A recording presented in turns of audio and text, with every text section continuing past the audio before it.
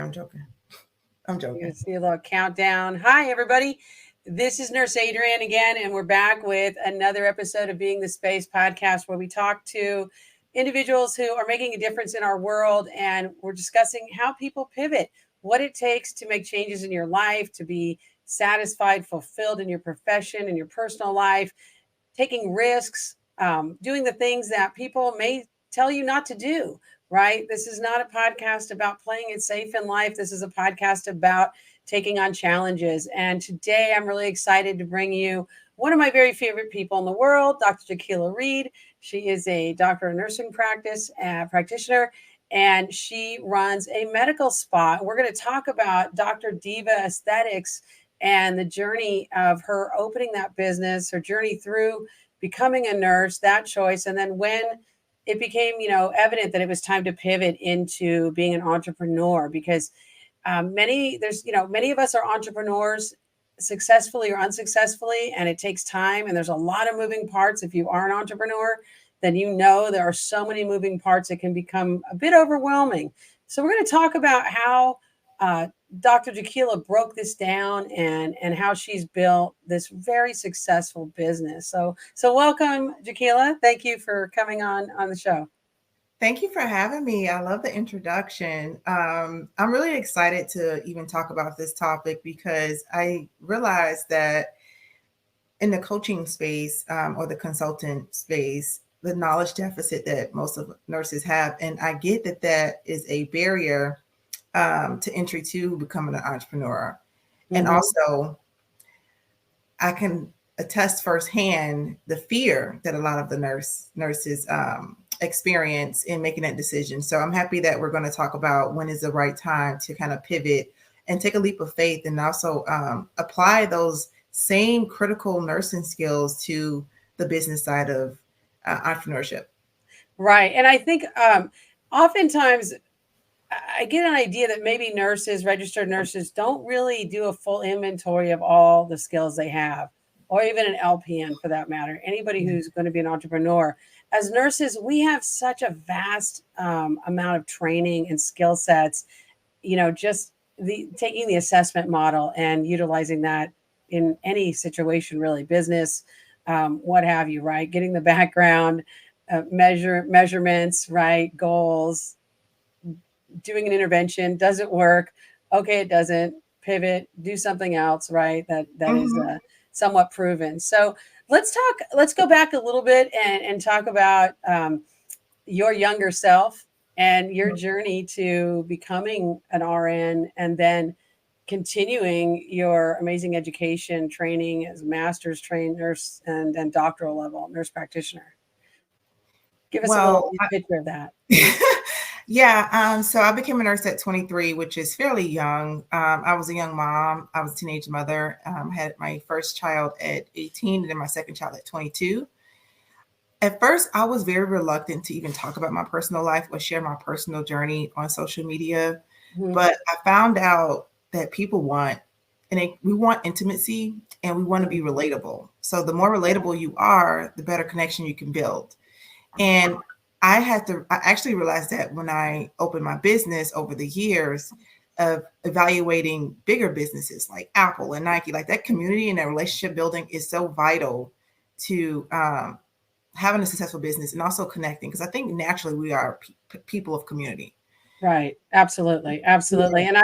And I appreciate that, privacy. I'm very private about my personal life. I'm sure I would be much more successful if I shared more personally, but I am guarded too. And, and you and I have gone through some things online and social media where, it is, can be a little discouraging. You take your lumps, you step back up and you get back in the ring. Right. Yeah. But you also have to come in being a fighter and like, okay, this is people who, they don't know you. They're going off of what you are putting out in the world, and you just have to be mindful of what you're doing. And also understand you're going to be judged on everything, and it's okay. Absolutely, that's a really good lesson. It's really a good lesson that no matter what, like if you do all the things perfect, there's always going to be critics. There's just going to be people who want to be mean. There's going to be the mean people as well as the bullies, or it's, whether it's the comments, on social media, or whatever it may be, right? And so I think it's really important to anticipate that, which I think is another area where, had I used my strengths as a nurse and knowledge, I would have been a little bit better prepared for some things that came at me if I just thought, okay, anticipate, right? Because what do we do as nurses? We anticipate what's the next step, what's the consequence, what's the side effect, right, of this, and there is a part that's a side effect, and it's mostly positive, right? But there is always going to be, don't take it personally, is what I've learned. Don't take it personally, and persevere, and you can't have thin skin, and it's okay. There's those moments, right, where we're just like, oh my God, did that person really say that or do that? Or why me? Why did I get, why did I come up on their deck of cards of people today? To bag on? Right. And also I've learned over the years, just practicing and developing myself emotionally and also intellectually, like I don't take ownership of other people's behaviors. So, and understand that it's not a reflection of who I am. So only you know who you are. So that gave me the courage to open up a little bit more, and also not being afraid or ashamed of your past, because when we're children, we, it's not our fault. We were placed in an environment that was not the responsibility. We was not responsible for ourselves. Right. So even people who try to make you feel bad, because when you're younger, just your child psychology, you want to take ownership of adult behavior, and you kind of do that in your adult life. And I'm like, okay, I had no responsibility in this. So I have no problem sharing, even if it makes other people feel uncomfortable, because the people who put you in an environment, they may feel uncomfortable you being public about your upbringing, whether it's your parents, your cousins, or whoever. Right. But you can reach and touch so many more people. So that was an awakening for me. So to talk a little bit about my upbringing, I was in foster care. And also I was not raised by my mother nor father. I was raised by my grandmother, and she got custody of me when I was 8. So I've never had an environment where I had any control, right? So I realized that in my adulthood that I always have to be in control. So because of my childhood, it really shaped me into becoming and being an entrepreneur, because I never wanted anyone to have control over my life, what I did day to day. I needed to have that control, because I was out of control, and allowing other people to control, it was just pain. Right. So as I grew up, I'm like, I never was a person that liked to take authority or anything like that, because not saying I respect authority, but I didn't want someone to determine and engineer the way I should do things, or abide by their rules, because the rules that were set for me so early on was dysfunctional rules, right? It wasn't healthy at all. So I became a mom. My grandmother passed away when I was 17, and I was already pregnant. I was already 5 months pregnant with my oldest son. His name is Anthony. Wow. And I became homeless. I was initially supposed to live with a cousin of mine. Gratefully, see, God works, and I don't want to talk about religion, but he really definitely divine, because even through all of that suffering so early on, my grandmother died February 14th on Valentine's Day. My birthday is April 3rd. So because she died and I was still technically a minor, my grandmother never adopted me, but I was still technically a ward of the state. So I still fell into the minor category. So I was able to get some help from them, because my 18th birthday was just right there, but my grandmother passed away.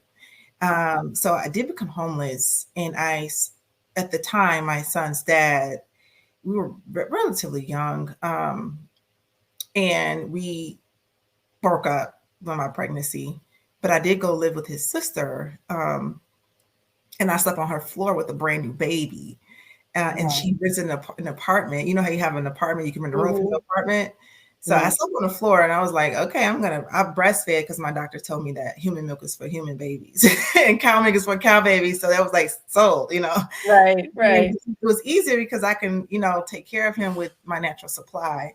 and I didn't like really care much about, formula and stuff. So I had like wig and full stamps and stuff like that. So that was like the beginning of something that I thought that was kind of over, like the struggle was over. Like when my grandmother got custody of me, I thought like the pain and the struggle was over because I had a lot of things that happened to me when I was in the custody of my mother. But it was just the beginning. Right. So I've been relatively smart my whole life by societal standards. I was considered a gifted child. I didn't finish high school. At 15, I tested out, I got my GED, I didn't want to go to high school. I wanted to like hang out with my friends. And I had an ultimatum, like, you're going to go to school, you're going to get a job. And I was like, well, I'm going to go ahead and just take the GED test. So I took the GED test and I just got out of high school. Like, I don't want to do this.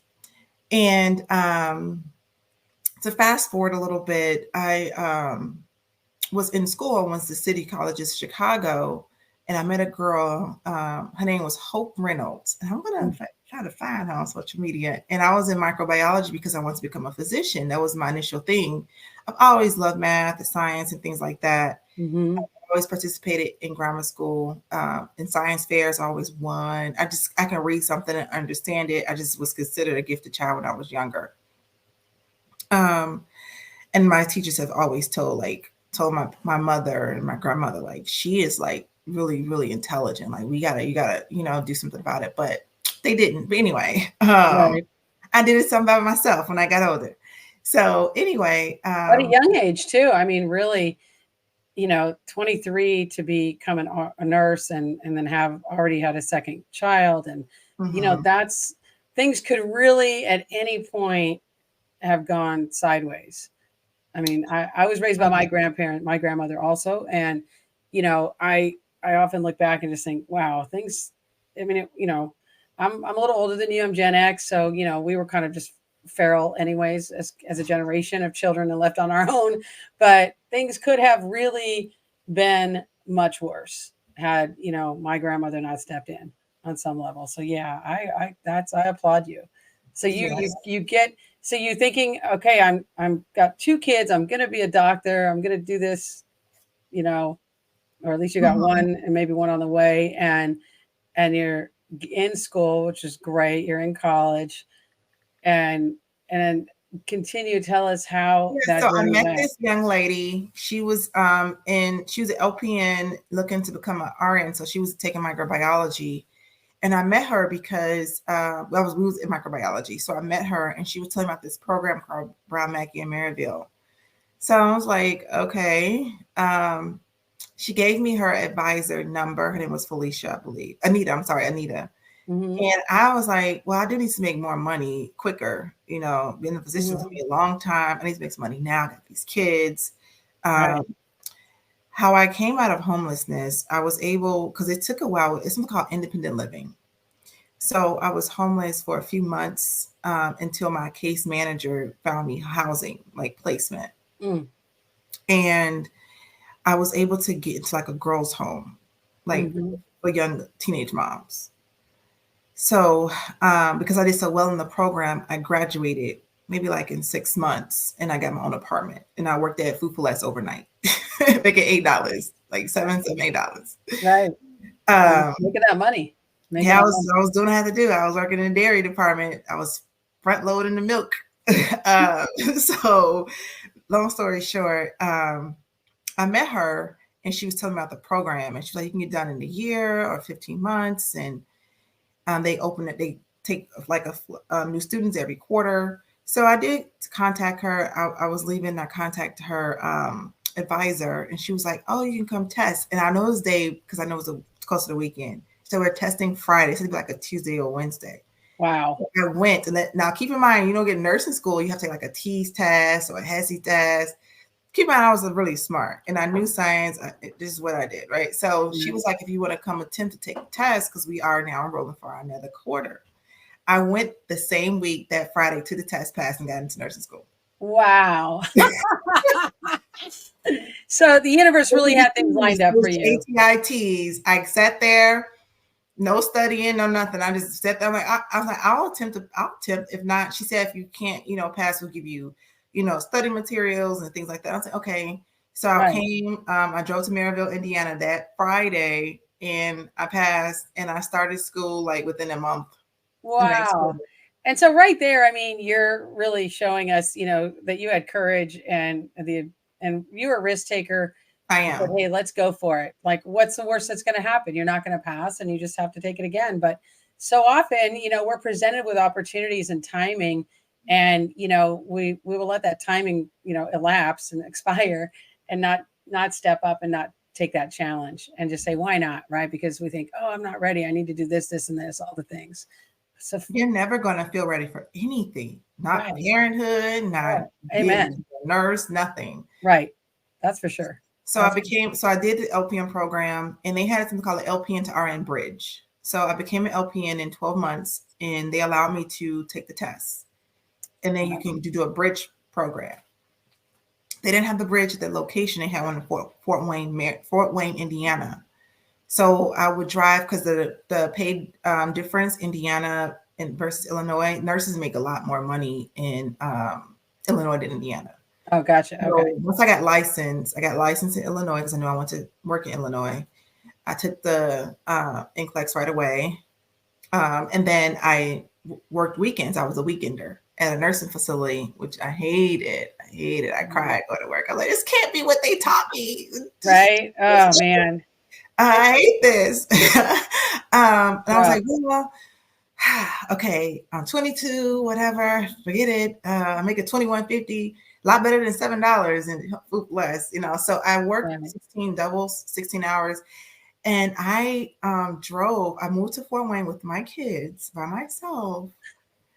My youngest son was already born. He was about 2. One, well, he was 1. And his father helped me. I made a decision to leave the relationship and just go because I knew that if I stayed, I would have stayed for the relationship. Right. So I got in. So let me tell you the story how I got into the bridge program. So I love it. I love this. Everybody pay attention. Take notes. If you're listening to this, watching this, take notes and make sure you watch this again. So when you're young, and especially you have 2 young parents, you plan house, you don't even know who you are, what you want to do. Right. And we had some normal back and forth stuff, right? So we got into like a little disagreement. I was like, well, you can move out. We was living together trying to play house. I'm like, we're a family. And one day he moved back in with his mom, and like 2 weeks later, he'll like come back and stuff like that. But I had got a notification, like an email or something, saying that the bridge program was opening up in Fort Wayne, Maryville, and I could test to get in there. So it was virtual. So I'm sorry. So I drove down to Fort Wayne, Indiana, and keep in mind, I'm still relatively poor, right. Yeah. I am working 2 days. I am working full time at this time as an LPN. I'm not working weekends yet. I'm just working full time. So, I went straight through. So a couple months, I got a job. I'm working 5 days a week from 7 to 3. Wow. Now I'm like, okay, I have to get an apartment. So I drove down with my youngest brother, and I tested into that program the same day. And when we left there, I was calling around for apartments. And this is like doing my little 2-week split with my son's dad, whatever. Right. And it's 4 hours away from Chicago, Fort Wayne, Indiana. Okay. All right. So I was looking around. I said, well, let's look at some apartments. I got in, while we were out here. And I got like a little 1-bedroom, little studio basement apartment. And I went and I looked and I was like, well, can I apply? And he was like, yeah. So then they'll let me know in a day or so, right? So I applied and I was like, okay, now I got to get childcare. So it was a wait list. It was no childcare. So I was like, how am I going to do this with this little baby? And then my youngest son was, my older son. I was like, okay. So I didn't sign a lease. I just applied for an apartment and I got in. So the good thing is if I didn't get in, I couldn't start that quarter. I can start the next quarter. Right. So, okay, cool. I still got some time.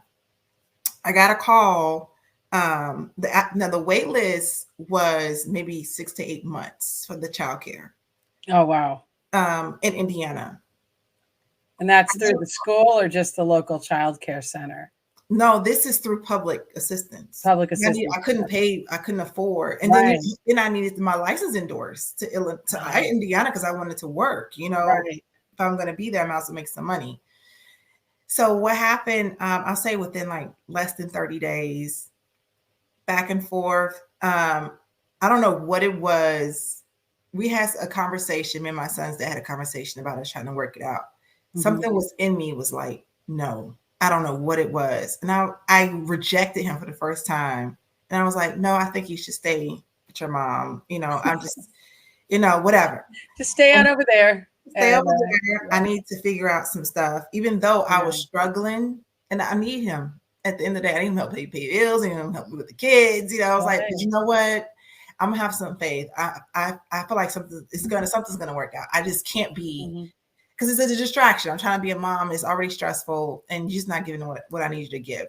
Which I understand. He's young too, but my brain wasn't thinking he's young. I'm like, I'm young too, but I'm doing. You can do it anyway. The wait list was 6 to 8 months for the child care incentive program, and then within 30 days, I don't know what it was, like the rejection. And I say maybe like May, I had got a call from the case manager for the childcare. So they had a slot that opened up. Wow. I already got approved for the apartment, but I didn't take it. So I immediately was like, yes, without a second thought. So I sent her over everything. I got approved for the childcare. Like God created that door for me to walk through. Right. I got the apartment. It was different unit that I wanted. That's fine, but it was like $400 something bucks. Wow. So what I did, I started the same quarter. I drove down. I left the apartment that I had. Drove down with the kids. They started school, and I started the nursing program. And until my license was endorsed, I drove back every weekend, every Friday after school to work 2 16-hour shifts and drive right back Sunday 11 at night to get back up at 5 or 6 in the morning to go to school. Oh my goodness. For a year? Wow. For a year. Because I wanted to make more. And then when I talked to the director of nursing, I'm like, can I just do doubles on weekends? They don't really have a program like hospital does do it. But I drove, and it's an hour difference, Fort Wayne, Indiana. So it's like an hour ahead. So I would get off of work at 11:30, wait. And if the nurse was late and we report, I'm like, look, I got to drive back home. Oh my goodness. My mom would help me with the kids on the weekends. And then eventually my youngest son's father just took my youngest son because my oldest son was in grade school. So that helped. Gotcha. Yeah. So he took him while I was finishing the last few months, and he took him to school. I mean, he took him back to Chicago. Yeah. I finished the last 15 months of the program. So he took him out the few months, which was very helpful. Yeah. But every weekend, I worked every single weekend, 32 hours. I'll get up, I'll drive up Friday to Chicago, stay with my mom, and she'll keep the kids or babysitters or whatever. Right. My friend at the time, Christina, she has a life too. And then I'll go to work, and Friday night, she didn't live too far from the nursing home. So on Sunday night, I'll go home and I'll pick him up. And from her, he's sleeping, and I'll drive 4 hours back until like 4 a.m. And it's an hour difference because you cross over a time zone. Yeah, but he slept most of the time. Wow. And then I had to get up, and I hated when clinical started. So to be at 7 versus 9, I'm like, oh God. Sure. Right. So everybody, listen up. If you're listening to this, watching this, wherever, first off, make sure you subscribe, follow, and check out Dr. Jaykela's, all of her socials and our website. But listen up. If you feel like there is some obstacle, I mean, because I know I'm not a parent, so I just feel like whatever my problems are always just pale in comparison to like a single mom, right? And with young kids and anybody who can really source, because sometimes we're not necessarily figuring out the solutions, but we're being the space, right, for that to be sourced, right, of the answers, the solutions, the money, the people, the context of, hey, there's an opening in childcare, right? There's you can get into this program now, whatever it may be, right? Or just the fortitude to say, I'm going to go for this and I'm going to make it work no matter what. And this is a thing a lot of people don't understand is they think they sit there in their town and say, oh, these two nursing schools don't have any openings and it's a 2-year wait and I don't have any money and blah, blah, blah, blah, blah, right? Sometimes you gotta move. Because it's the difference. It's a difference in the quality of life that I give myself and my children. Right. So it's a short-term sacrifice. You have to think, if I do nothing, my life won't change. I saw something. It was a quote, and it said, "The longer you wait for the life that you want, the longer you wait to take action towards the life you want to live, the shorter time you'll have to actually live that life." 100%. Amen to that, right? 100%. Mm-hmm. No, that is so true. And I mean, and I just think I could barely even at 20, in my early 20s, I was just like living a totally different life. You know, like puberty did not end for me till I was like 27, maybe. Okay. I don't even know. Right. So, I mean, that's just a really different type of life, you know, and for me, I was in that backlash. Like, I'm going to make up for having to be an adult at a young age as a child. So I'm just going to party and do whatever I want and be completely irresponsible. Right. And then, you know, kind of fast track later on in life into other careers. So, you know, it's because I became a nurse after older than you are now, I'm pretty sure. And so, you know, it took a while, but I think again, like my journey in nursing, I applied to like a bunch of different schools. I remember, and I'm just going to share this with you. So it took me 5 years to do my prerequisites for nursing school because I didn't have priority registration anywhere because I had already finished my bachelor's degree undergrad long time prior. So I was, you know, going into all these junior colleges, community colleges, microbiology, chemistry. I'd sit through the whole class, not get in. I literally, the last 2 classes I needed were microbiology and chemistry. I scheduled out with my job and I looked at all the start dates of all like 12 different schools in like 100-mile radius.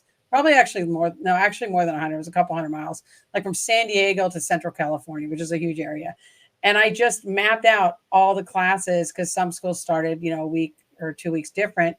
And I sat in the very first class of micro and chemistry at 10 or 12 different schools in multiple classes. So I took 2 weeks, 3 weeks off my job, and that's all I did. I just drove around and sat in the whole class, took a note, you know, because thinking, okay, I'm gonna get into this class. The very last ones I went to are the ones I got into.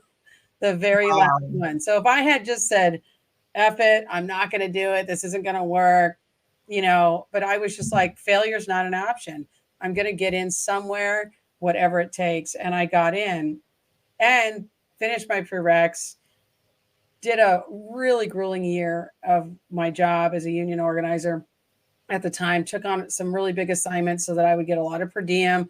I'd get a lot of travel pay.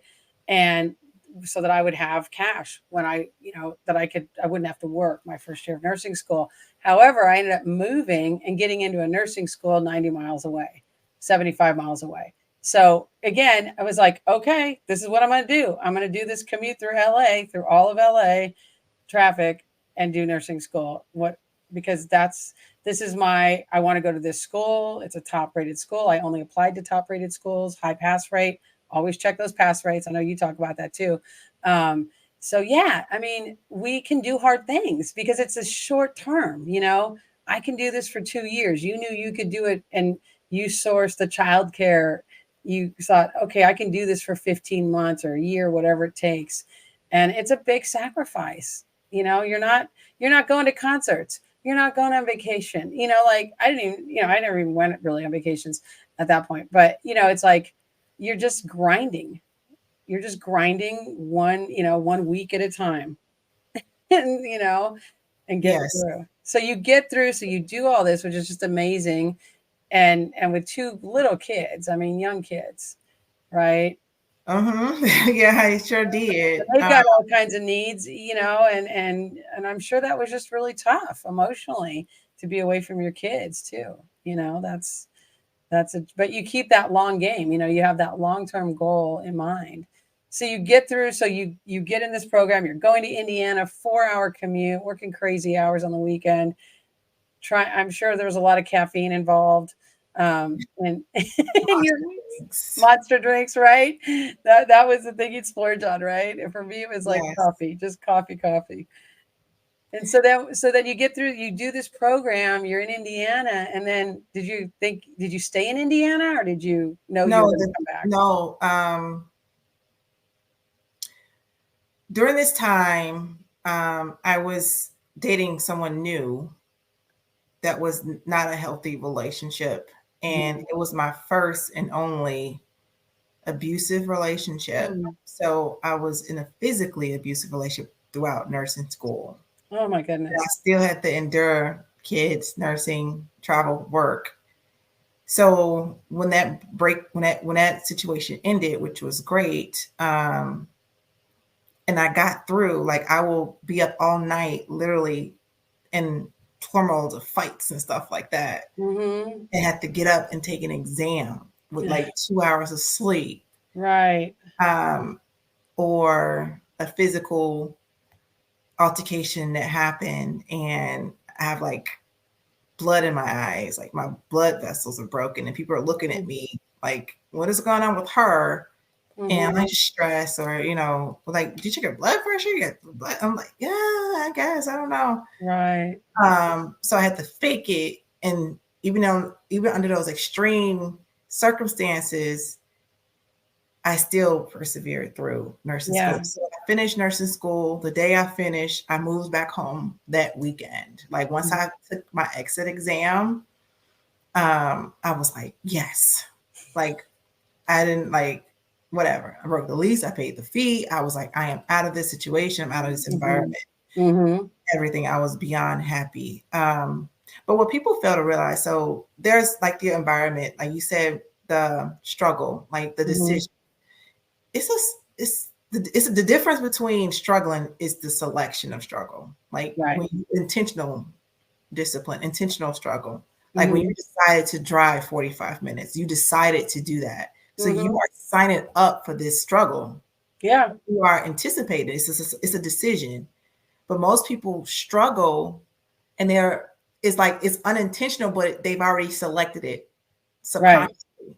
So it's like a conscious decision that I am selecting this struggle versus a subconscious decision selecting struggle, because most people behave. I think that's the distinction between transactional experiences and choices versus transformational choices and struggle, right? Because some of us, and I've been there, I have my times where I'm on just a hamster wheel of what am I doing, right? And in what I call the drift, where I'm just like, it's like when you're just like, if you're a rudderless ship out at sea, you're just drifting wherever you go and wherever the tide takes you, right? And we all have those moments, those times in our lives. But then there's those conscious decisions, right? Of like, okay, I'm going to do 2 years. I'm going to do this massive commute. I ended up kind of living somewhere else 3 days a week. And I had a lot of struggles in nursing school. It was not. Oh yeah. And that's not easy in itself. It was like boot camp for 2 years. And then, I got targeted for being gay and got, they kicked me out and I got back in. It was a whole thing. But it's if you're somebody who I don't want to go as far, maybe there's a little bit of oppositional defiance for sure in me. I'm not going to say it for you, but you did bring it up a little bit earlier. But right, when you grow up and you're like, hey, I'm not going to just go with the flow of everything. I'm not going to accept the status quo, or I'm not going to accept the treatment of people or this belief or what you're trying to teach me, right? I mean, like my friends and I in nursing school, our group, we challenged a lot in the curriculum, and it was not taken well, right? And so compared to the other group that was just like, yes ma'am, yes sir, sure, just whatever you want, we'll just show up however you want us to show up. And some of us just aren't that way. It's harder to do that. For me, it's always been harder, but it's choosing. Everything in life is a choice. I like to say, with very rare exception, there's no victims over 18. There's only volunteers. And there are exceptions. Exactly. But again, we talk about like the difference when it comes to conscious struggle and unconscious struggle is the fear. Unconscious struggle, you are comfortable in the struggle. Mm-hmm. And then when you make a decision to go towards something that's going to transform your life, Mm-hmm. you have this fear because you're like, I am signing up for something that's hard and I'm struggling, but you're already struggling. Right. In a different way. And some people are so comfortable in their struggle, in their role. I mean, I deal with that as a patient advocate. Sometimes my struggle with signing up clients is that, the kids are like on board. They're like, hey, this is stressing us out that one of our parents or both our parents are chronically ill. But the parent units, often the wife, the mom, has become so adapted at becoming the caretaker, even though they have no medical training, whatever, they're just the caretaker person, the person in charge of, often, the husband, that they don't want to give up that power. And there's like a battle that goes on around that, that was one thing I never anticipated in the business.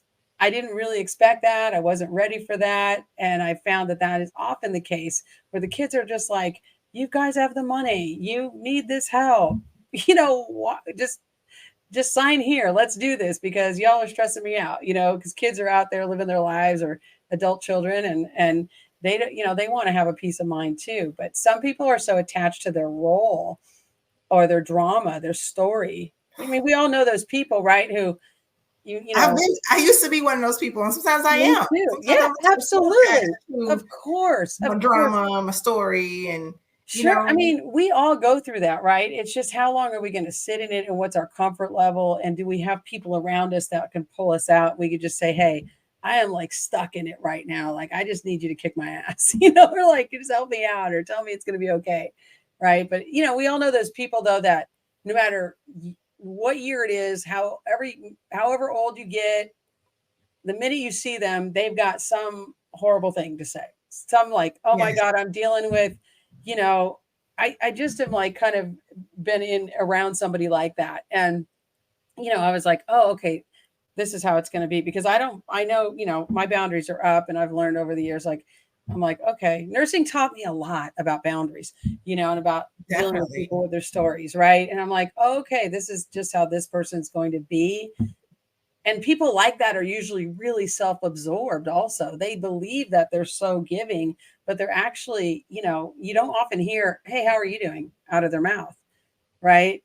They want to just suck all the air out, all the oxygen in the universe to get some attention, because their value is based on, I'm doing this. I'm here for all my friends. I'm the caretaker. I've got this injury, I've got this drama, whatever it is, right?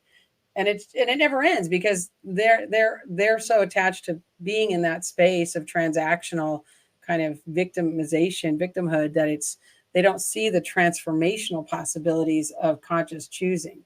Because we're all going to deal with stuff. I hurt my knee in July, and it sucks, and I can't work out, I can't be active, I hate it, I'm miserable some days, but I'm like, it's not going to be like that forever. I just have to figure it out right now, but I'm not living my life through it. There's a difference. There's a difference. When you learn how to be transformational in life and make those choices, you're going to have different results, even when we don't know, like, you may not have, like you said, you got in this abusive relationship, which I'm very sorry about. And, your highest good knows, okay, that wasn't the best decision, but some part of you is like, okay, yeah, but I'm going to do this anyways. But then I'm going to save myself, and I'm going to get myself out of it, right? And so we just have to trust ourselves that taking those risks, it may not always work out, but it's going to work out in the end, because if you don't make changes to improve your life, or grow or learn or whatever, you're only just going to stay where you're at. The predictable. Exactly. And I used the word intentionally only, because when you're in things, sometimes you can't identify with yourself. You don't know who you are or how you even got in a situation. Right. When you use the word boundaries, sometimes you have to ask yourself, do I have boundaries? Are my boundaries enforceable, or are my boundaries bendable? Because a lot of people bend their boundaries. Then that's not a boundary. Right. It's okay to, so are my boundaries enforceable? Am I enforcing them, or am I bending them? Right. I was bending them because the year before I was like, I will never be that woman, you know, and I became her. And then sometimes we are dependent on other people to pull us out of things because we cannot even see it. We can't see it, or we do see it, but we don't accept it. Right. That's who we are today. Like, I think that's another. Sure. We want to be right. We want to be right, but we don't want to. The truth is painful when it's you. Mm-hmm. It's so painful to look at, even a financial situation. Like, I don't have the money. Like that, to even call someone. Most people are like, I'm not going to call anyone when I'm in need. I'll figure it out. Like, to say like I have a bad relationship with money. I spend a lot of money on things I don't need, that does not foster the life that I say I want to live. Like, to say that to self is like, no, not you, but that's the truth. Or like, I'm in the negative, but we have this defense up in this ego. Like, no, I mean, things happen, or this is okay. But as I continued on my journey as a nurse, I became a nurse. I actually failed boards twice. What people really? I passed them a third time, and I failed. I was still working a lot. I was recovering from an injury. I was recovering, not one of two injuries, but I was recovering from the abusive relationship. It was very like noisy, to where I was like, I need to go to therapy. I need help, because there's no way I can pull myself out of it until it got that bad to where I was hospitalized. Then I was like, okay. And then my father stepped in, was like, no, until the person went to, well, I guess the difference between jail and prison, until they was physically removed from me by law enforcement. I would have died, honestly, because I just could not pull myself out of it. I just couldn't. I was going to therapy. It just wasn't working. I would still take the calls. They would show up. It was just like, okay, until the person was actually physically removed from me and spent 10 months in jail for what he did to me. I had it had to be completely like a major barrier between the two of us. My connection with him was so strong, but who I was at the time, I didn't even know who that was. And I started working in med-surg. I started working on tele. I came back to Chicago with my mom. I stayed with her. I had a bad relationship with money, so I was spending money. I was making $30 an hour when I became a nurse. I was like, I got a $9 raise. I got some money. Right. Don't even think about taxes. Don't even think about, I got my 2 kids. I can write them off. It's all good. I got some money. Right. Working a lot of shifts. I was still working in a nursing home. Then I ended up going to Holy Cross Hospital in Chicago, working tele. And then I ended up doing some travel nursing. And then I switched over within a year to ICU, and I became an ICU nurse for 5 years. What was really difficult for me to be a nurse, to be honest, I love what I did. I love some patient interactions. I cannot lie and say I love all, because we all know how that can go. Oh, yeah. Because how I was raised and where I was raised, in the heart of the city, I was very jaded towards people. So the bullying affected me maybe the first year, but by the second year, I was just not going for it. Like, I don't know who you are. You mean workplace bullying, like from other nurses or managers? Bullying the first year, because I didn't know anything, and I'm not a person that feel like I'm gonna, if I don't know, I'm gonna ask. I'm gonna say I don't know. I need help. And the bullying was a lot, and it's something that I just didn't get. Like, what's going on here? It was so frustrating, because it's not like that working at Foofless. Like, I'm just stocking stuff, and I'm in my own little zone. The phenomenon of bullying in healthcare. Like, what the hell is going on here? Why is this being a jerk? Or why am I getting emails about dumb stuff? Like, what the hell is going on? So after like the first year, when I definitely moved to the hospital, I was like, oh, yeah, this is, I thought it was that place. But then as I moved around, did travel nurse, I'm like, this is the culture, this is the environment of the profession. and just talking to other coworkers, becoming friends with them, I was like, okay, this is Right. unhealthy for me. And Right. I felt like I did everything I could to remove myself when I became an adult from unhealthy and toxic environments to foster a different type in nursing. Mm-hmm. So I knew by year 2, I didn't want to be a nurse Mm-hmm. Wow. because I felt like I've been through enough Right. dysfunction. Right. And Yeah. I just knew I don't want to live my life in dysfunction. Like, it has to be a better way. Like, life, Mm-hmm. and at the time, social media wasn't really, it was around like MySpace and Facebook, all the other channels, platforms were not around. But Right. I was just like, okay, it's people, this cannot be like just normal.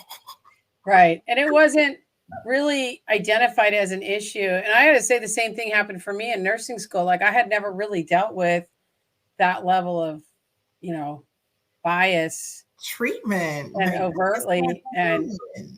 And I was like, I'm a whole adult. Like, I mean, I became a nurse at 39. I was 37 going into nursing school. So I was like, oh, like, you got the wrong person here. Like, I am not some little kid, like, it's not happening over here.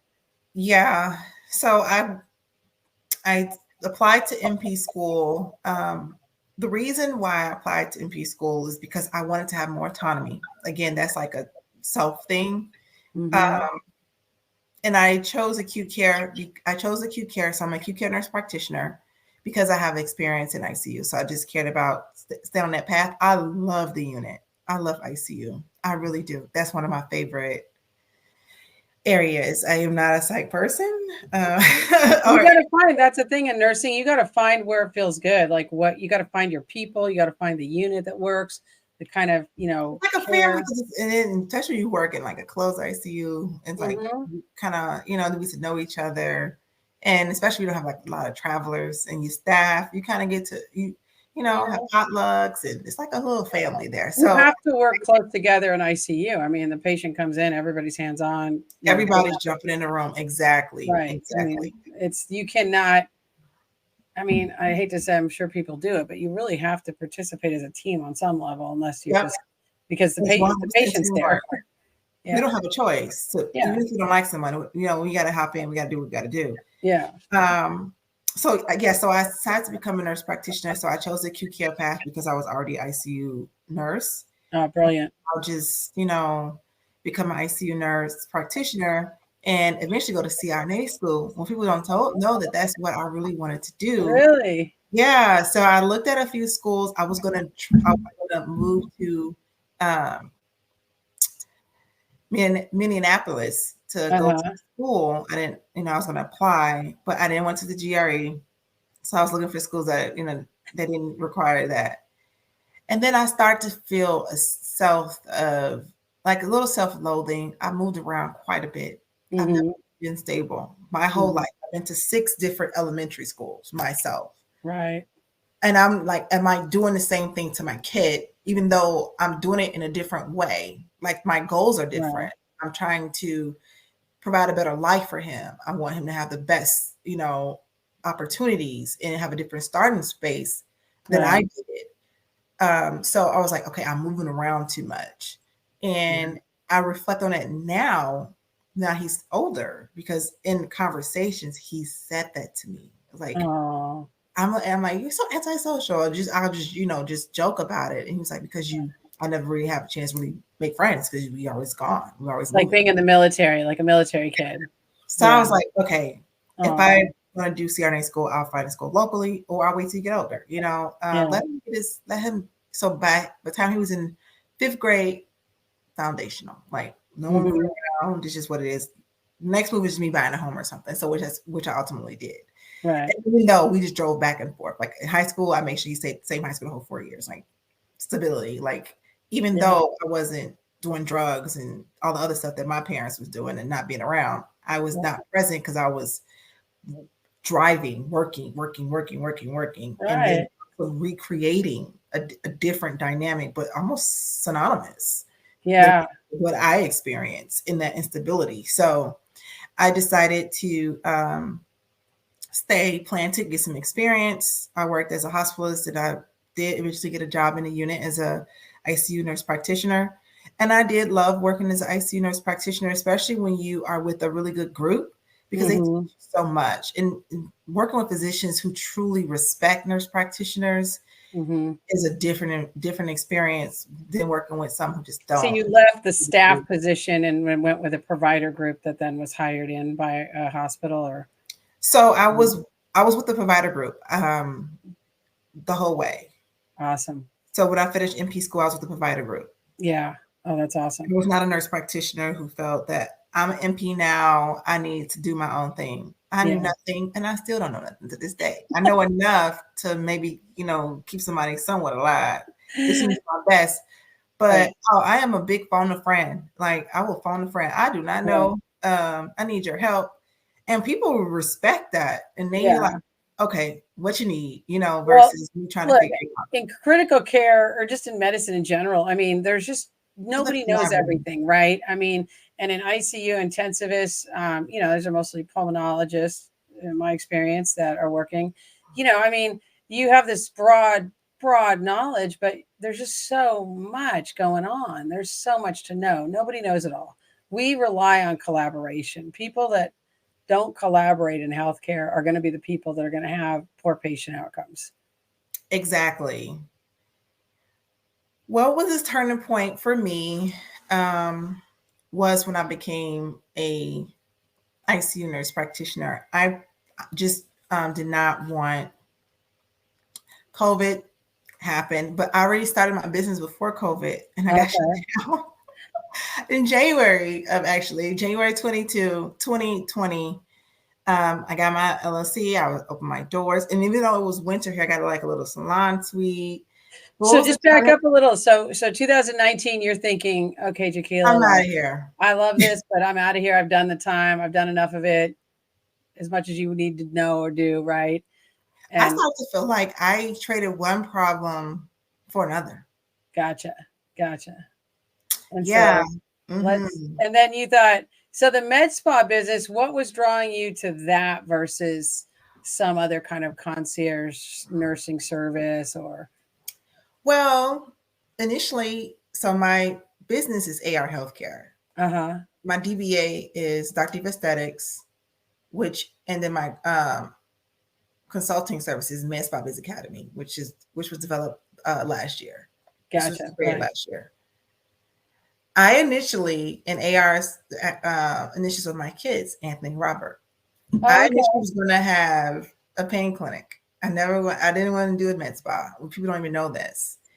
So I figured I'll do a pain clinic because I'm familiar with a lot of, sedatives and things like that. I'm like, I can just do that. And, let's do a pain clinic. And I can learn to do like knee injections and stuff like that. Primary you ever heard of direct primary care?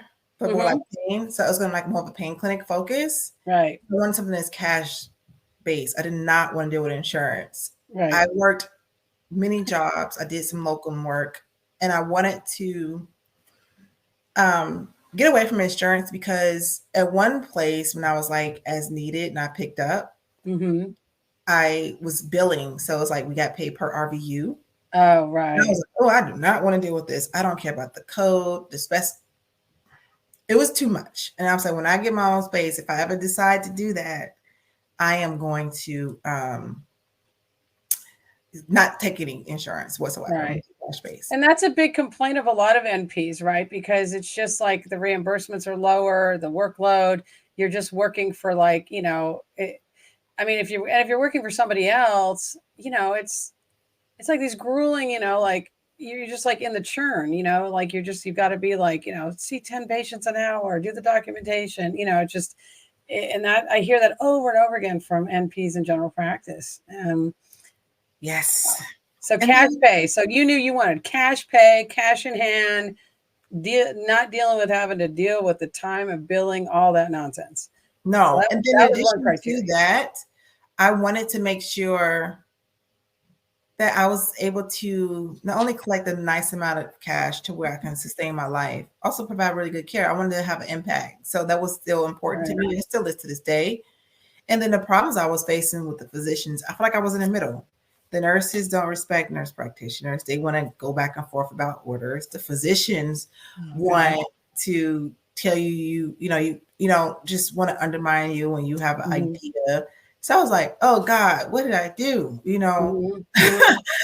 Yeah, I mean, I gotten so many emails from nurses, supervisors, and they reporting and just dumb stuff. I'm like, the bullying is different now, Now you've gone into next level bullying because you're still in an RN licensure board, right? And I mean, I think that's the thing that puts a lot of NPs in an awkward situation is, the board is still the same overseeing your license in most, as far as I know, in almost all states, right? You're not under some other ruling. And so, like, for example, in California, 1 or 2% of cases of doctors being disciplined end up in discipline, right? It's so low, it's almost doesn't exist. Like you have to do something catastrophically bad, like premeditated, that's going to come almost with criminal charges.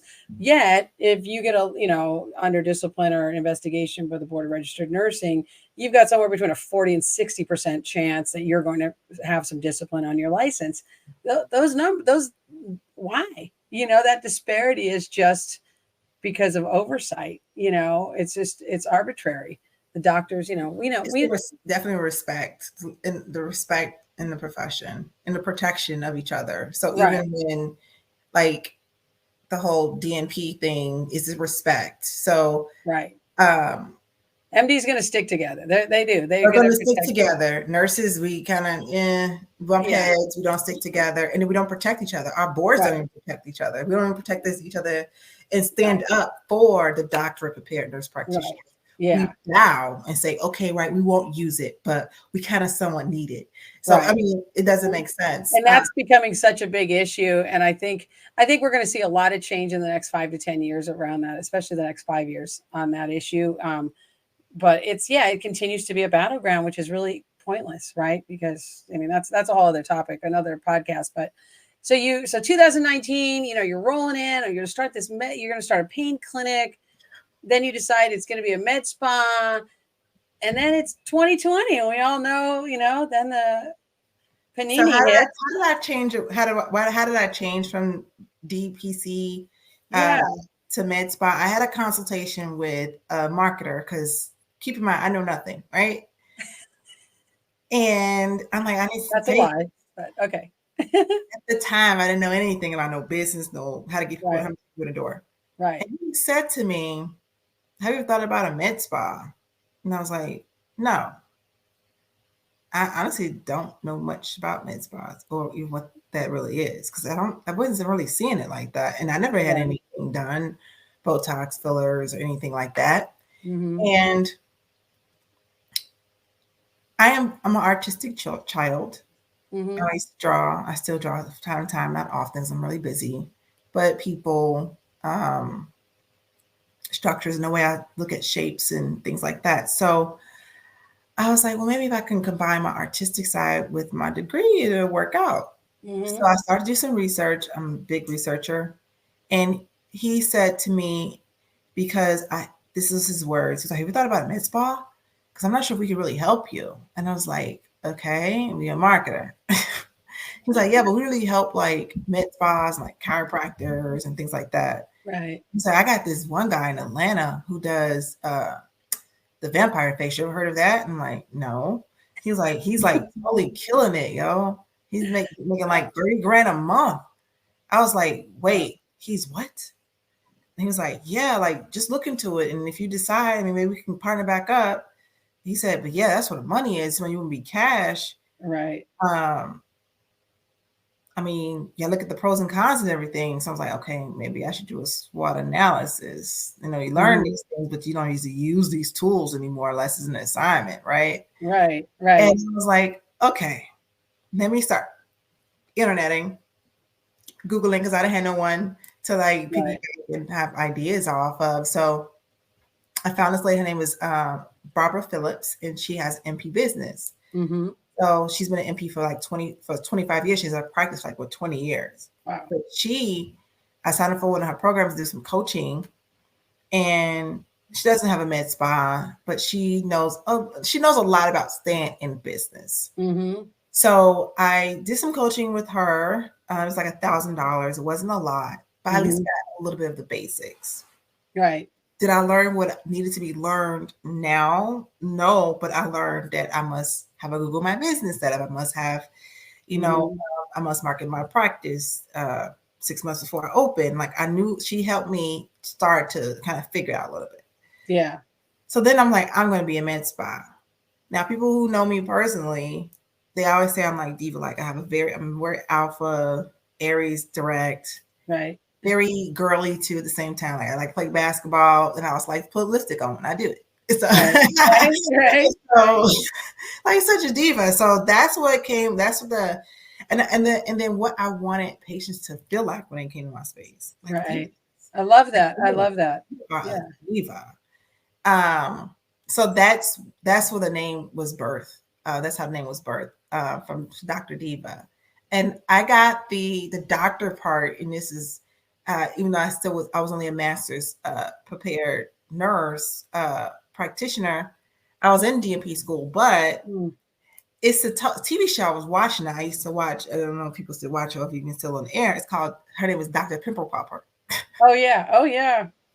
So I said, "Oh, I should be like Dr. Diva because when I finished my doctorate, I think I was finishing in like I think I finished 2020. I was finishing that fall. Wow. And I was like, well, I do have a doctorate, and then Diva. Right. So that makes sense. So I took ownership of the business as Dr. Diva, and I want women to feel like divas. Like we're just all divas in here. We're just all divas being glammed up.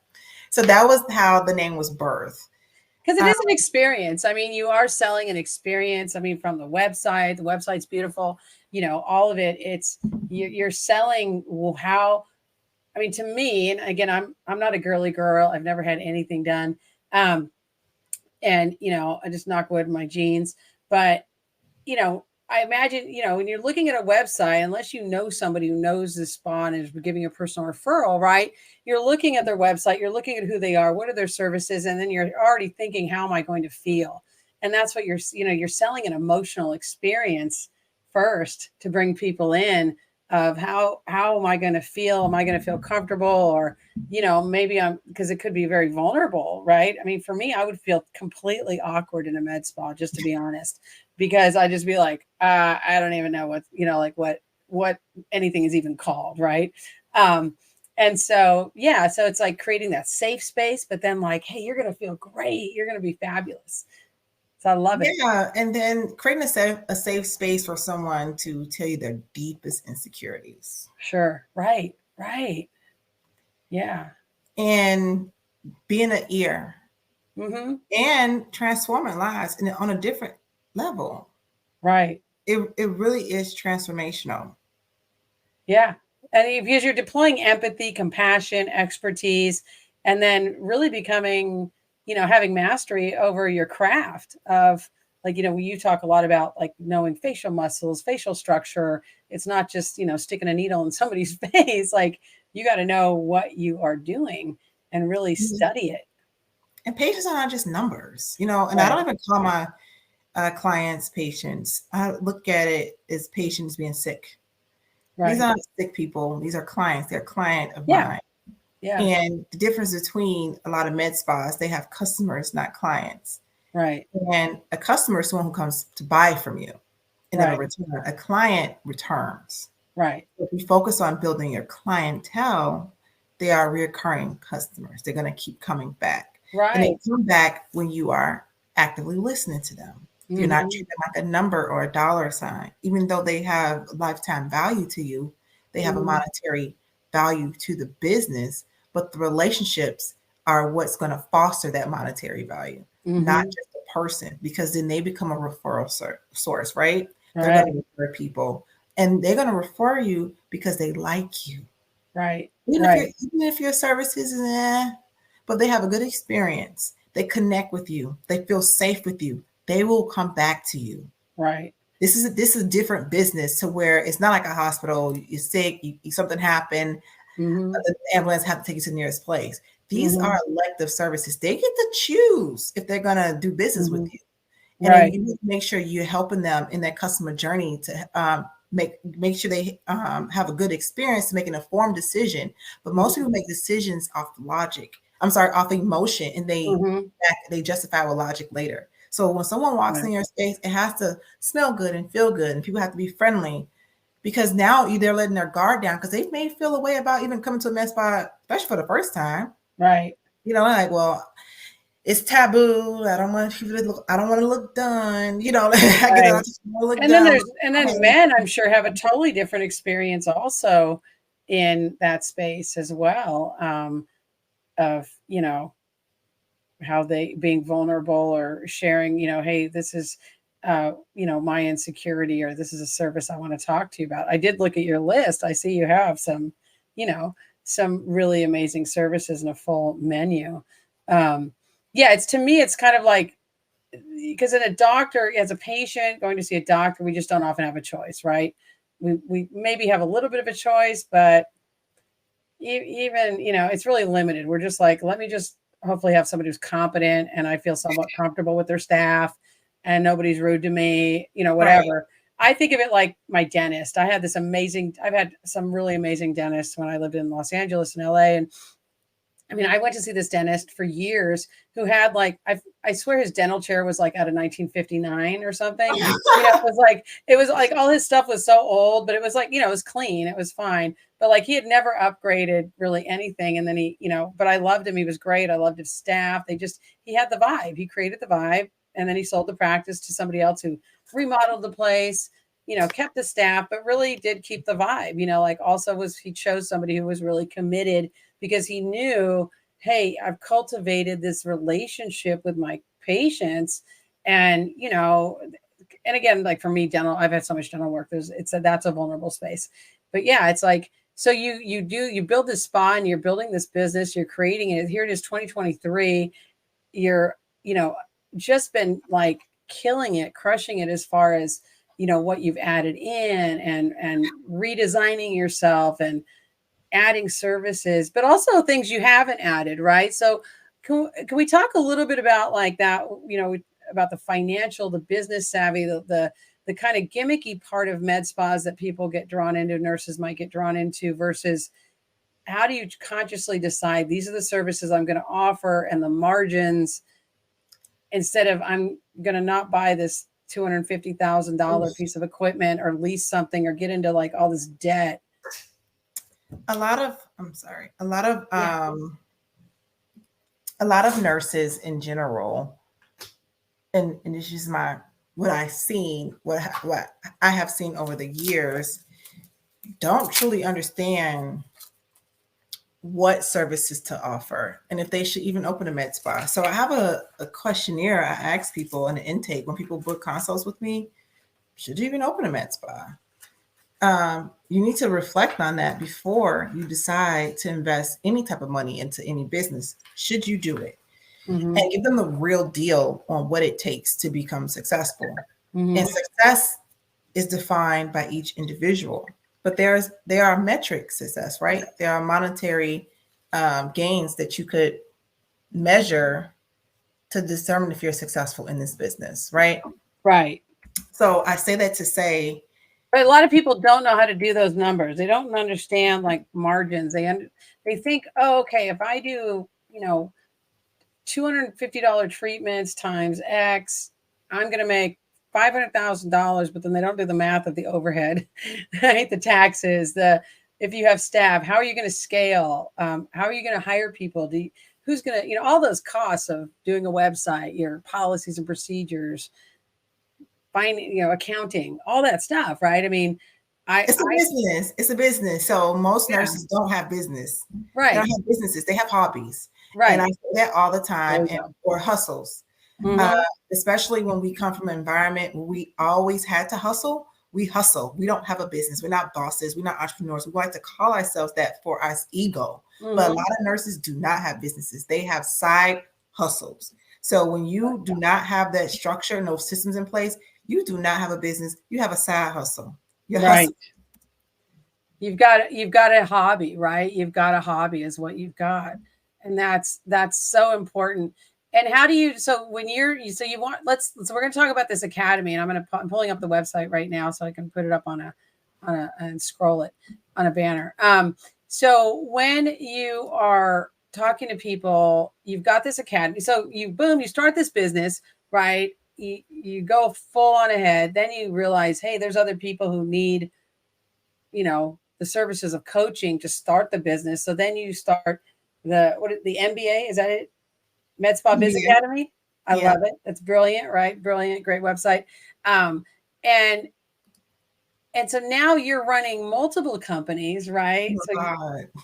It's interconnected. Well, I failed. I mean, I didn't know what I didn't know. And I know and I wanted what I didn't need. Right. So I did not start making money, and I had some wins, some nice wins every blue moon. I may have $500, or I get a random booking. I made $1,000 today. Someone had some fillers and things like that. I had no experience in anything, and I just brought it all up to like my personal checking, and I just added on to my regular taxes.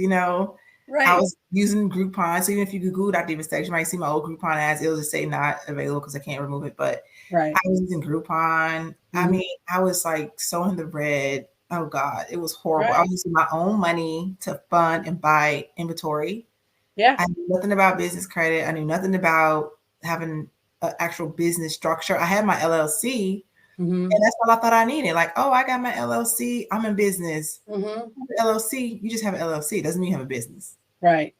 Huge difference. And the fact of the matter is that it really, to turn a profit in any kind of business, I calculate that. It takes 3 to 5 years. I mean, at least it could. And that's what I'm telling people. Like, it's not something that's going to happen overnight. Yeah, it's not winning the lottery. Give yourself some grace and some patience. Yeah. It's an earning season and it's a learning season. Understand, when you know nothing, you are in a learning season. Right. You're going to pay with either your time or your money. You can, especially if you don't have anybody else in your family. Like, I'm the only entrepreneur I know of in my entire family, right? I mean, if you come from where you don't have anybody mentoring you, you don't have anybody taking you aside, or that you can go to just in your close space, you do have to hire coaches. And it's just important anyways, right? And so you got to go seek that education just like you would for anything else. I wouldn't go try to operate a tractor trailer if I didn't go take a class, right? So sometimes I think it's a lot of the social media fronting that goes on, of people like making it look, oh, it's so easy, right?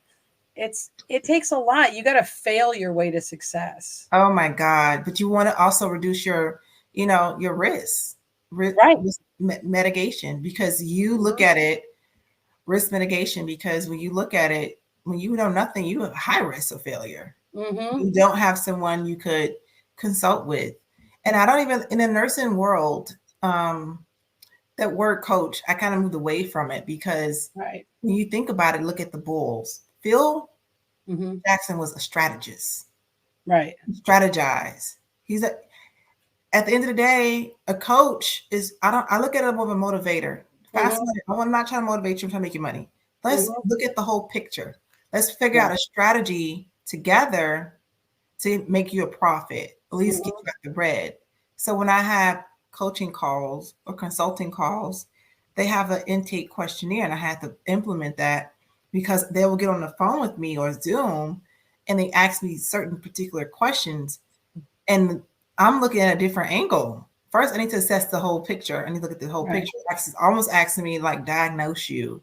Right. Right. I got to do a complete analysis. Like, let's do some diagnosis. Let's figure it out. And then the number one thing is like marketing. I want to get marketing, but you don't have where's your customer support? Right. Where's customer fulfillment? What services are you trying to market? What's your monthly revenue? What's your top 3 services you're offering that's generated monthly revenue? How many clients do you have? What's the frequency of visits? What percentage of clients is bringing in that monthly revenue? They don't have the answers to these questions. So they don't understand that they need to have a good foundation to fulfill and also be prepared for the influx of new leads and new customers. Because what's better than A lead is a one you've already had a relationship with. Mm-hmm. So focusing on retention. Are you doing any email letters? Are you doing any, are you putting out rewards, and what type of programs do you have to keep the current customers that you already have had made contact with? Do you And find people want to undersell or do like specials and stuff to get people in versus like actually valuing at the price they should? I think you have to have an attractive offer. So your offer can definitely be attractive without being cheap. Yeah, gotcha. And they don't understand the difference because they don't understand marketing, the copy, the creative, what offers and are. market research. You got to do market research. You got to know what the competition's doing and what the market is. You got to know the income level. Something doesn't mean they're doing it well. Right. I mean, the difference of like, 1 or 2 zip codes over from me could be the difference of, a couple $100,000 a year in average income, right? Or who's earning that income, or, what professions people are in. So it is important, location matters. All those things are going to really come into play. And that list can be very overwhelming initially, I would imagine. I mean, I offer basically kind of 1 or 2 services. It's a macro. I've recently started offering like hourly coaching for people that just have questions versus my retainer. But, for what you're talking about, I mean, there's really this broad menu of like, where do you start, right? When you are a brand new nurse practitioner, physician, or PA, or even an RN, you have this ego attached to your degree. So you believe that you're going to be okay. And most of you are not. And that's the truth. That's the truth. Yeah. Because at the end of the day, when you went to school, you went to school for a curriculum. It was already mapped out for you. You had a curriculum in a set order for an expected outcome. In business, you don't have that. You have a desired outcome, but you don't have a curriculum. Right? So in order to get a curriculum or some type of plan of action, right, you need to have someone helping you develop that, who's done it, right? And who is living a life or have established a business that you're trying to mimic. You can make it your own. That's fine. But the best businesses are businesses that model other businesses and they just make it better. Right. I mean, it's true. What UPS, USPS, they got speed. They have different platforms. That's all. McDonald's is like the largest small business, as they call themselves. They're the largest small business in the world, but they have systems. So they're not people dependent, they're system dependent. That's how they own most of the property that they sit on. They understand it. So you're offering, so on the academy side, right? So you do seminars and then you do kind of a whole course. Is it a whole package? And then there's coaching.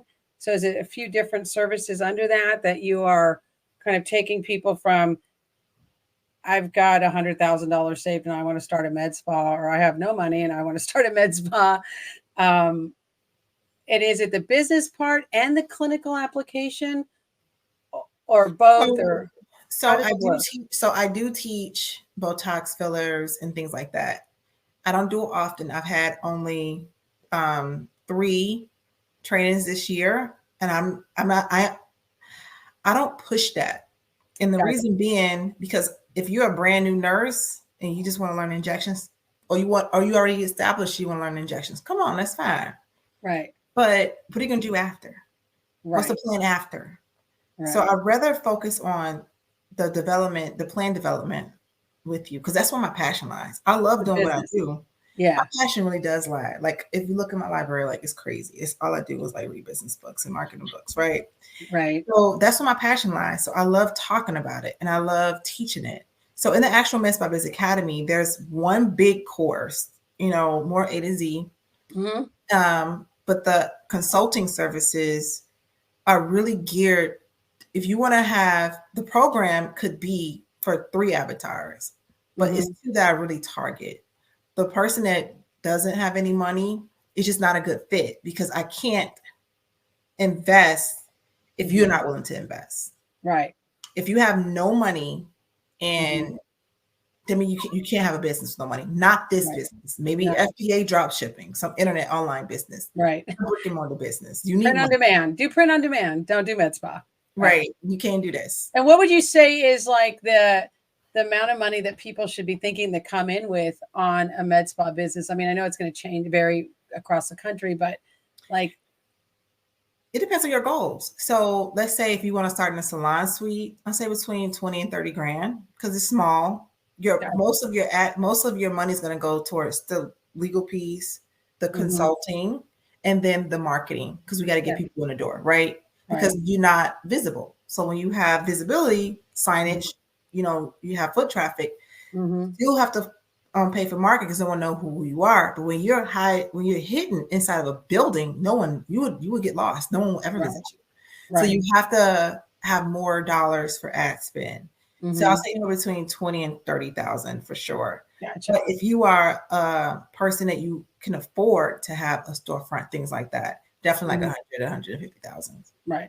And you're going to, because you're going to be paying rent. You're going to be paying, you got to build out the space. There's a lot to it. Any kind of storefront space, you're going to have to put into building it out. Probably be a little bit more expensive the first year or two, and then hopefully taper off, and then hopefully you get into a good building with a good landlord. There's all that stuff. I mean, even negotiating leases. Or you can buy a building. I mean, everyone's financial situation is different. Yeah. I do feel that when it comes to nursing in particular, not just nurses, I'll say healthcare professionals, because I have had multiple consulting calls with physicians who feel the same way. I want to go to the hospital. I'm not valued. But don't believe that they need guidance. Right. That they need guidance because they're so used to being the leader. Right. Yeah. Med school doesn't crank out a bunch of people that are really humble, right? It cranks out people that haven't left the library in 12 years, that are very insulated from kind of regular life a lot of times. And then, you go into being a doctor and it's a very insulated world, let's say. We know as nurses, and that can be very humbling. I've seen some doctors now in California. It's really different because, a doctor has to own 51% of your practice if you do any kind of touching anybody. And so it's very different there. And so I've seen some like the most awkward new doctors that I had worked with when I was younger as a nurse, straight out of the residency, becoming a hospitalist, and then open med spas. And in my mind, I'm like, that guy is such a dork. Is he going to be able to pull it off? Right. But, and watching them evolve and kind of learn, I got to get some new clothes. I got to like stay on top of my hair. I got to maybe, I got to, work on my personality a little bit. It's all those things. So for an example, I live a relatively healthy lifestyle. And when I ran an ad, I was on my own ads. That ad took off like a wildfire because I'm the face of my business. Right. A lot of people that want to open med spas don't want to be on social media. You don't have a business. That's the way of the world. Yeah. And then I can talk about weight loss. I live this life. I can offer weight loss, and I can be on my own ads. So I have to pay someone for UGC generated content. And when I'm talking about it, when people come in like, I want to like you, I want to do what you're doing. I'm like, well, if you want to do what I'm doing, I mean, we can do this, but you're here for this. But people don't want to be present on social media. And then they don't want to spend money in marketing, which I do not understand. I'm not that person. I knew out the gate that I would have to pay people to come to me. I don't know what that means. I know what numbers and how much I should pay. And by me not knowing anything about marketing, by me not have any type of coaching or any type of entrepreneur I can piggyback on and consult with, it was hard. I was wasted maybe $20,000. And when I started, I had about $18,000 and I spent 40 total the first year in my salon suite, which was like the wrong thing to do. I was using an agency. I was on Upwork using them. Didn't know how to vet because I don't know what questions to ask. Right. I'm just you tell me you're gonna give me 20 patients in 30 days. Cool. Right. I mean, the promise on the front end is, and then there's offers. I'm like, wait, I had a lot of people come in, but I ain't making no money. Right. Because it's all going to overhead. And so I want to run through the discounting. Right. And then do the discounting. I'm getting the cheap people that's coming in. I'm getting the people that's looking for discounts. So I'm just like, okay, I got 20 people. So I'm working for you at this point. Yeah. I mean, you're working for the tax man, you're working for all your bills and overhead, but not really getting a lot out of that, right? And so you've got this med spa business course outline. It's 6 parts. I want to let folks know if they're listening and not watching or they don't see the website. It's medspabizacademy.com. And it's 6 modules, right? Introduction to the medical spa industry, legal structure formation, preparing to open, med spa operations, all about the revenue and marketing and research. I love the whole breakdown. I mean, because a lot of this is just, those are the basics a lot of any business, really, other than, the specificity of the med spa operation part. But they're just, we all are learning. So folks, if you're interested in doing a med spa, really check out Dr. Jaykela's website, Med Spa Business Academy. Get in on that. And how often do you run this academy? The academy is online, it's self-paced. Awesome. I did a seminar. That was the very first one, August 26th to 27th. It was amazing. I was so happy with the outcome and the turnout. And the young ladies that came, they were also amazing. And the other, some of them were already med spa owners. And they were just trying to learn how to scale and how to restructure their business so they can become profitable. So that was amazing. The next one will be next year, but I decided to break down a little bit of the course to workshops. So I'll be hosting a few workshops virtually. Okay. Entering the winter months here in Illinois. So to host one in person and people flying out is going to be restrictive. So I decided to host one virtually. So my next workshop is actually October 28th, and that's only one day. And that's a marketing workshop. I want people to be successful, at least learn the basis of marketing. Now, I won't go into detail about how to set up a Facebook campaign and Google. Right. That takes skill, time, and perseverance, and a lot of discipline. And it does. Understand it, but I think they need to understand the basics of marketing. Yeah. Their avatar, their services, what platforms do they hang out on, what services, what problems are they solving for this avatar, how to do a market analysis, how to do a competitor analysis, and also analyzing their website. Like the website should be one of the highest converting tools that you have. And it doesn't have to be an expensive website. It's the content marketing, it's the SEO, and those things are not expensive. Those things are for the long term, the long game. And there's a lot of tools people can use to do the SEO themselves. That is free. That is free, or hire someone. So you're gonna pay with time or money. Yeah. You decide. It is exactly. You're going to pay with time or money, folks. If you're doing a business, you're an entrepreneur somewhere in there, and also really, taking that time to learn about AI, right? I mean, that's been a game changer. It's a big game changer in copywriting, content, all of it, right? We still have to use our brains and have our strategy, but again, there's investing in learning things that we may be scared of or not know anything about. It can be worth it because it's going to save us time in the long run, or having to hire somebody, right? And so whether it's learn the basics, which is fine, because you can't be everything. You're not going to you would never be able to scale doing everything by yourself. You can't be the injector, you can't be the entrepreneur, you can't be the manager, you can't be the marketer, you can't be all those things. So even me personally, by me backing out my business and giving up my technician hat, as Michael Gerber would say from the E-Myth Mastery, I'm focused on the operations and the marketing. So I will no longer be injecting.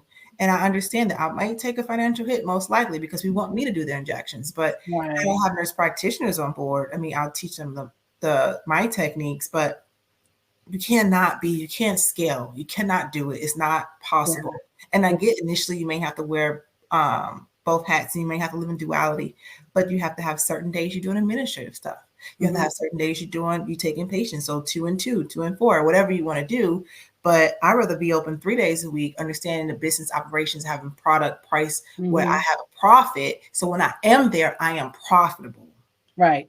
Absolutely. Now, are you thinking you're going to scale up the business or scale the academy? Like, what do you? Oh my God. I think it's interconnected. I don't like to separate the two, even though they are two separate things, because my avatars are different. So I 100% both, I am 100% a believer that I can have anything in the world. Besides, I don't want to run for president, but I am on the path to like multi-million. So 100%. I am not a person that's going to set limitations. So wherever the journey takes me, I don't even know. I don't foresee me having a med spa in 5 years. I do have an exit strategy. I do Okay. follow some business advice. So I do have an exit plan. That's why I'm in the process of purchasing a commercial property because I want to own Gotcha. my next med spa sits on, which should be opening next year, and it's a bigger space. But yeah, I mean, I just love the business side. So Right. even getting into like the investing in the Mhm. finance of other businesses and helping them grow, Mhm. that's the direction I just see my life taking me. I love the aesthetic industry. I love the medical industry, but I truly 100% just eat, sleep, and I literally go to sleep thinking about it, waking up thinking about it. I'm like, this is what I'm called to do. So Right. I know I love changing lives, but I mean, I have to be the one with the needle in my hand, right? So Yeah. I could own the business, so I may just own Right. a few of them, honestly, and they'd be just part of my portfolio. I would not be. And I'm also rebranding, so Dr. Aesthetics will now be Skin Vitals Med Spa, Oh, wow. All right. removing myself 100% from the brand. Right, right. And there's a lot of strategy around that Yes. for business owners, and I understand that for sure. And because sometimes it's, when we are the name is us, that, you know, is going to create an obstacle sometimes for other kind of growth that we want to do with our Yeah, and businesses. the scalability and the sellability, like Right, right, when right, people walk in the door, and like for example, if I had a patient come in, I actually had someone come in a couple months ago when I had the nurse Ava there, and she didn't want to see anybody but me. right, And I'm like, well, I ain't there, you know. right. And I lost money. She had a pre-approval for like 5,000, and she Uh, wanted what she wanted. And she came back another day. I was there temporarily, but her appointment time, and I didn't know this right. until after the fact. And then by the second time she left, and the nurse called me, and I was there earlier, I would have seen her. But Yeah. when they call, I'm like, is Dr. going to be the one doing my injection? Is Dr. going to be the one? So I'm like, okay. And I've had Yeah. patients refuse, clients of mine Mhm.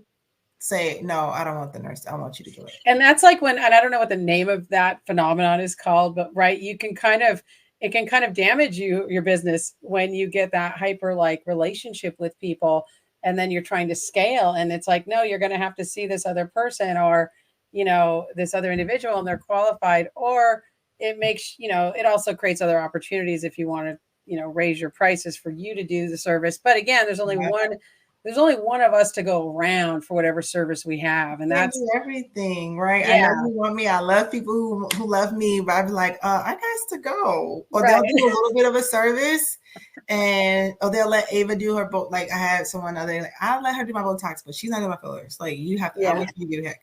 So then it hurts me because I'm like, I have to take away from working on the business to work in the business. Right. And I'm hearing that passion you have for the game of the business, I love right? it. I The love every game. every ounce of it. Like I'm Yeah. just like looking at numbers right now. I'm creating another offer for the winter months. I'm like, okay, this is what we're doing. These numbers make sense. So Fabulous. so nurses should be focused on what the avatar. So you can't offer a product if you don't have a problem.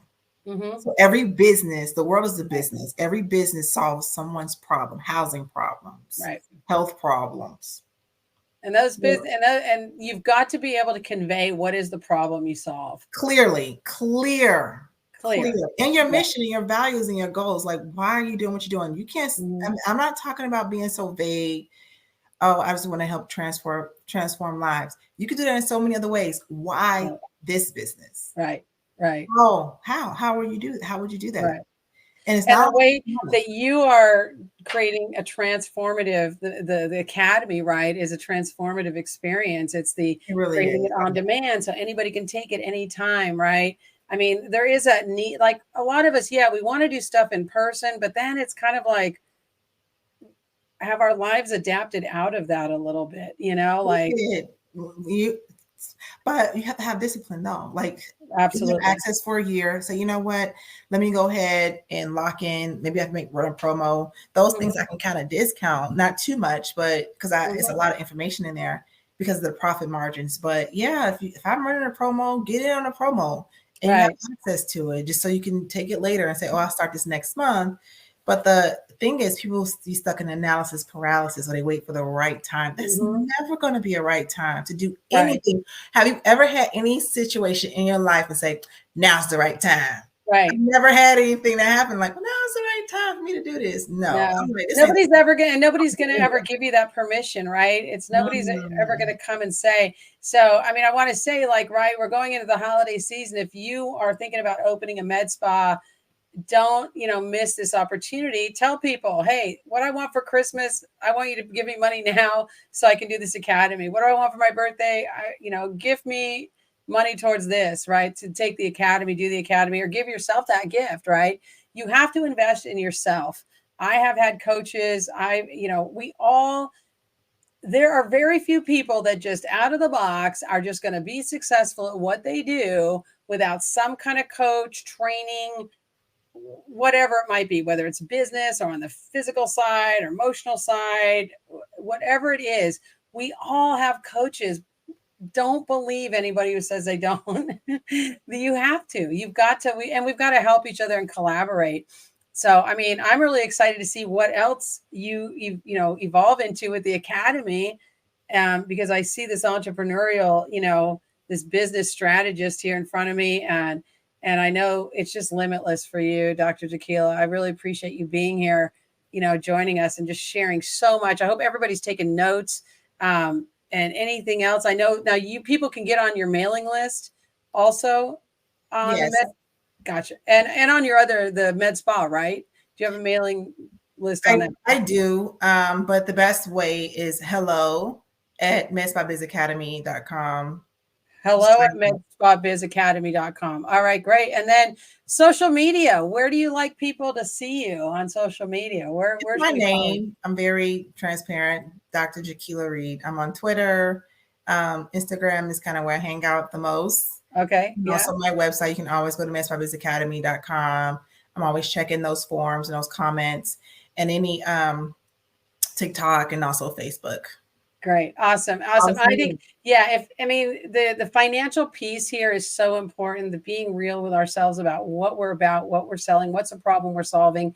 And, just don't get all sunk in, folks, on getting all this special equipment and all the fancy stuff. It's not a Christmas tree you're decorating, right? You've got to build from the inside, invest in yourself, take this academy. This academy could also just tell you, hey, I'm not interested in this.